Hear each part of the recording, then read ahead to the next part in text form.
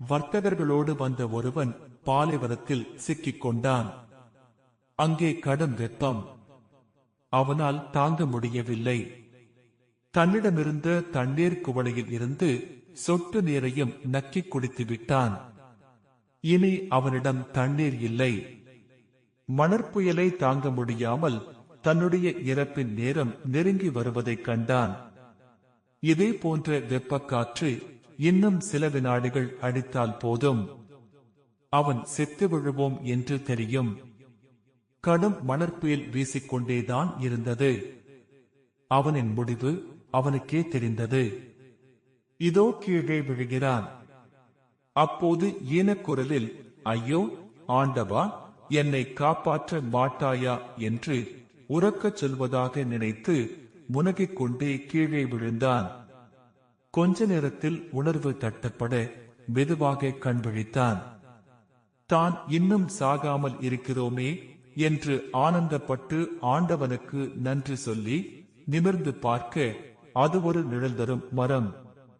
அவன், ஆகா, ரொம்ப குளுமையாய் இருக்கே, கொஞ்சம் தாகத்திற்கு தண்ணீர் கிடைத்தால் நன்றாக இருக்குமே என்று நினைத்து முடிக்கும் முன் அவன் முன்னே தங்க குடத்தினில் நீர் இருந்தது. உடனே அருந்தினான்.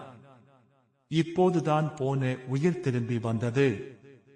நிழலும் கிடைத்துவிட்டது, நீரும் கிடைத்துவிட்டது. இதோடு வயிற்றுக்கு உணவும் கிடைத்துவிட்டால் ஆண்டவனுக்கு கோடானு கோடி நன்றி செலுத்துவேனே என்று எண்ணினான். அவன் முன்னே அறுசுவை உணவும் இருந்தது. ஆனந்தப்பட்ட அவன் உடனே தின்று முடித்தான். இப்போது உண்ட மயக்கத்தின் ஆயாசத்தில் கண்கள் சொருகியது. மணற்பரப்பில் படுத்தான். புரண்டான். தூக்கம் வரவில்லை. அதற்கு காரணம் தரை விரிப்பும் தலையணையும் இல்லாததே என்பதை உணர்ந்து, ஆண்டவா, நிழலும் நீரும் தந்தாய், விரும்பி கேட்டதும் அறுசுவை உணவும் தந்தாய்.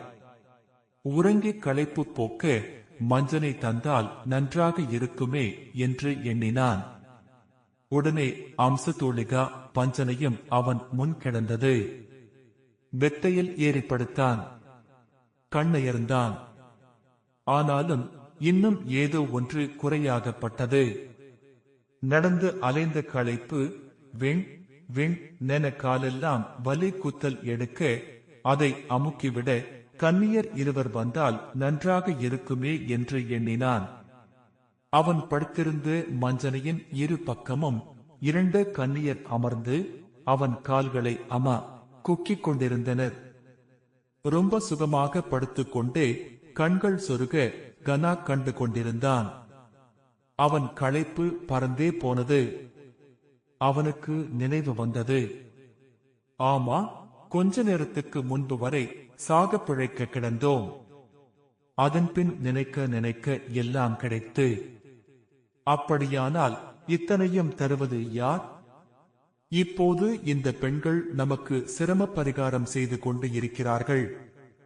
இவர்களே இப்போது ஒருத்தி பேயாகவும் இன்னொருத்தி பிசாசாகவும் மாறி நம்மை இரண்டு கூறாக பீத்து தின்றுவிட்டால் நம்ப கதை என்னாவது என்று நினைத்து முடிக்கும் முன்தான் ஒருத்தி பேயாகவும் இம்மொருத்தி பிசாசாகவும் மாறி அவனை இரண்டு கூறாக கிழித்து பீத்து தின்று கொண்டிருந்தார்கள்.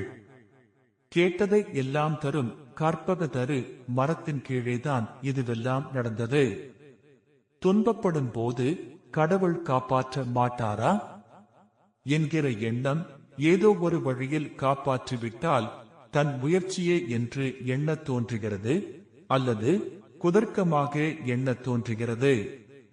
அதனால் போதும் என்கிற மனமே பொன் செய்யும் மருந்து என்பதனை புரிந்திருப்பீர்கள்.